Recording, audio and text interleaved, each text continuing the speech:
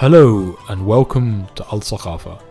Thaqafa is the Arabic term for enlightenment, and this channel is dedicated to exploring topics ranging from history and religion to philosophy and politics. I welcome you to join me on this journey of exploration, where we will dig deep into topics that explore our pre-contemporary times. Through this, we can learn more about the wisdoms that came to form our human experience and how this shaped our modern thinking. I'm Sam A, and look forward to being your host.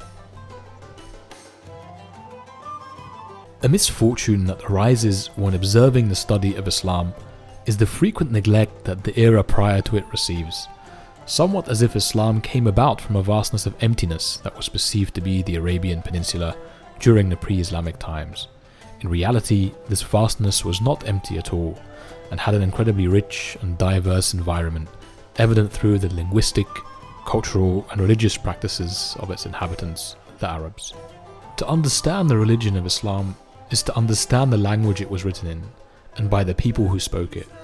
These people existed many centuries before the rise of Islam, and the language of the Quran was the same language the pre-Islamic Arabs spoke in the Arabian Peninsula during this time. Through understanding this, we can see the linguistic and cultural environment this Abrahamic faith came to be.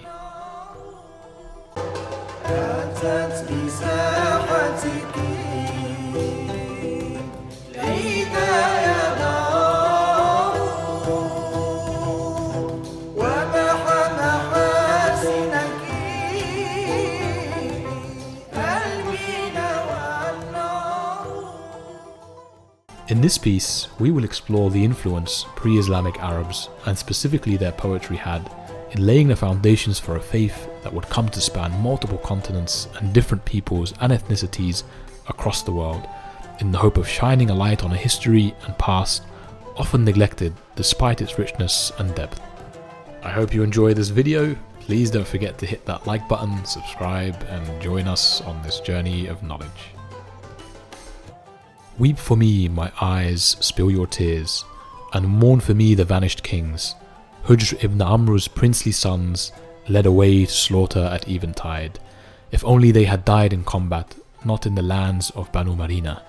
No water was there to wash their fallen heads, and their skulls lie spattered with blood, pecked over by birds who tear out first the eyebrows, then the eyes. This is from a poem recited by Imr al-Qais, a famous pre-Islamic poet, or sha'ir, who lived in the Arabian Peninsula around the 6th century AD.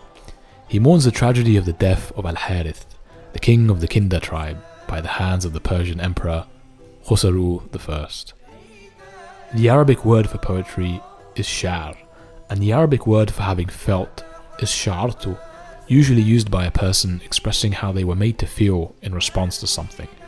Poetry, whether it be in Arabic or not, has the intention of stirring up feelings in the depth of the receiver and igniting emotions not through the use of melodrama, but rather the expert poet promotes these feelings, ash'ar, through good storytelling and exploring real topics of human dilemmas. Pre-Islamic poetry had been well established centuries before the rise of Islam, with the first Arabic poetry dating back to the 4th century CE. Coming out from the heart of the Arabian deserts, Bedouins used the richness of the Arabic language to pass on from generation to generation memorized and recited stories for the ages. During the earlier periods, these poets typically did not have a medium to write down their poems, although some rock inscriptions containing Arabic poetry have been found. They did mainly use and have a strong tradition of oral recitation, with a strong emphasis on memorization, such that the poem can continue to be passed down. Much like the modern-day musical artists or bards in a fantasy novel being venerated by the kings and rulers of their story for their wonder of storytelling and romanticization of death, tragedy and heroics, these pre-Islamic poets had a similar veneration, and their celebrity was known throughout the different tribes and locations across the Arabian Peninsula. Pre-Islamic poetry as a whole was an established cultural practice, used and respected by the Arab tribes to tell their stories and relay their human experience. It was the bedrock of a society that had known both nomadic and settled life, and created some of the most respected people at the time, whose voices were not only heard and listened to, but memorized by others. Legend states that during the pre-Islamic Meccan period, 7 poems from amongst the best work of the most venerated poets of the pre-Islamic period were hung on the Kaaba. These are referred to as al-Mu'allaqat, or the hanging poems. The Kaaba was amongst the most holy of shrines in the whole of Arabia, with pilgrims flocking from near and wide. The Arab pagans would decorate the Kaaba with items and statues of value, and as a way of veneration. Even though not historically attested, these al-Mu'allaqat indicate a strong veneration of poetry, almost divine-like, and as a medium to reach and honour their gods.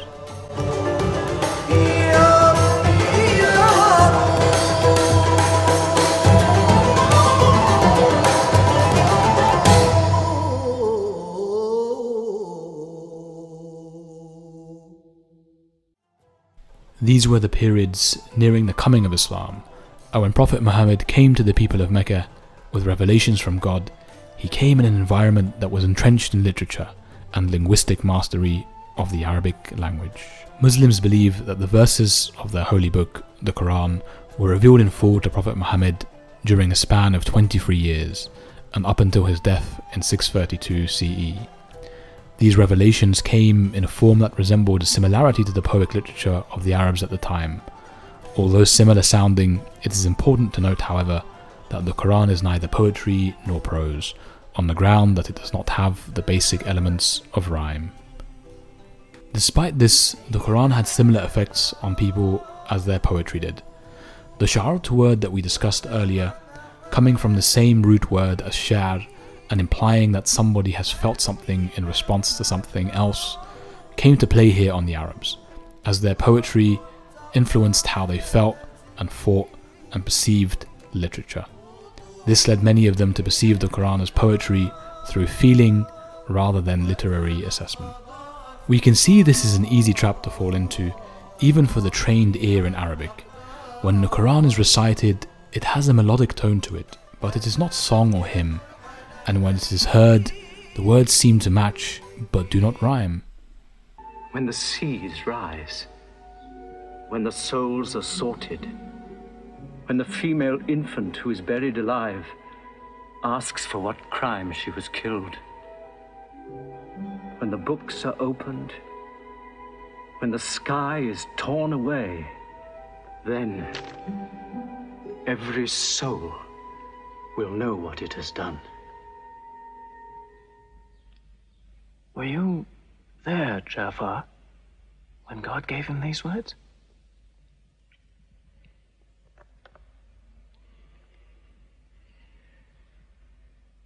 This is what made the Quran unique in a literary sense to the Arabs, in that it is not poetry, but sounds like it could be. It is neither a hymn or song, yet feels like it could be. And it is not a standard book of text, yet compiles stories and structure like it could be.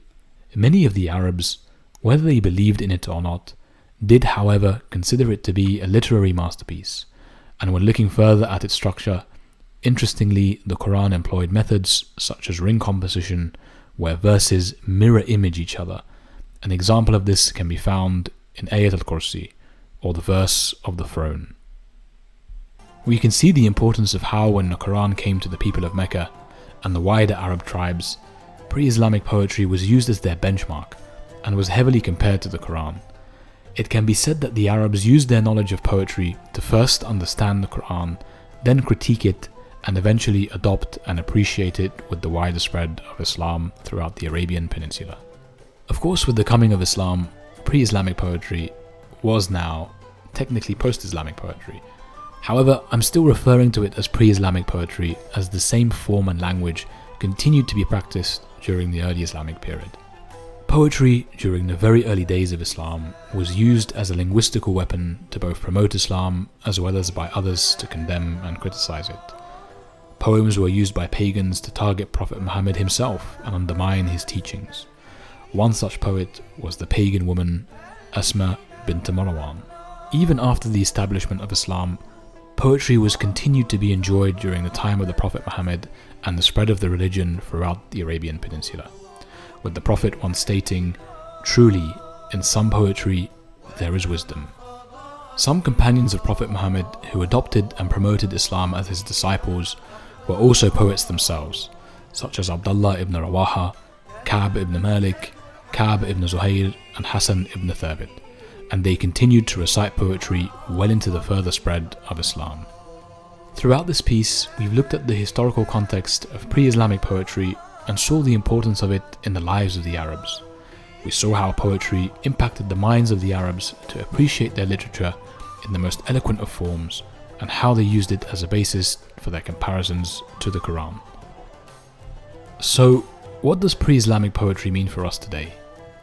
The profound impact of pre-Islamic poetry is not only seen as playing its course before and during the early days of Islam, but we also see it in these contemporary times, with Arabic poetry continuing to be appreciated to this day, with competitions being held throughout countries in the Gulf, such as Saudi, the UAE, Kuwait and Qatar. Bedouins of ancient tribes recite eloquent poetry and are still participating and holding the highest of statures in these competitions. عشت فيها في فلا وجدانها وتعيش فيه ساقيه يوفي بكل قطرة تورق مزهرية لو أوزع من محبتها على الدنيا شوية كان غطى كل راضي الكون مع عالي سماها ومن يلوم أحمد إذا تعدى حدودها في غلاها لو يضيق الكون ألقى في ابتسامتها ملاذي يا تباشير الغمام اللي يسوقها نود جاذي إن بغت عيني تخير تبغي هذه ولا هذه ما أقول إني فداها إلا أنا فدوى ثراها ومن يلوم أحمد إذا تعدى حدوده في غلاها. الله.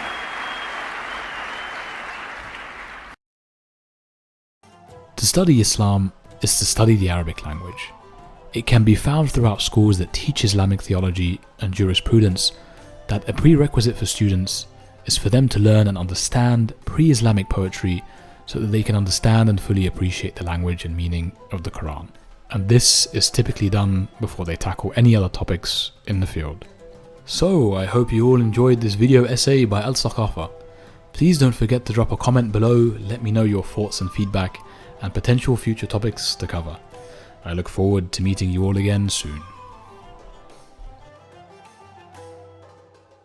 أتت بساحتك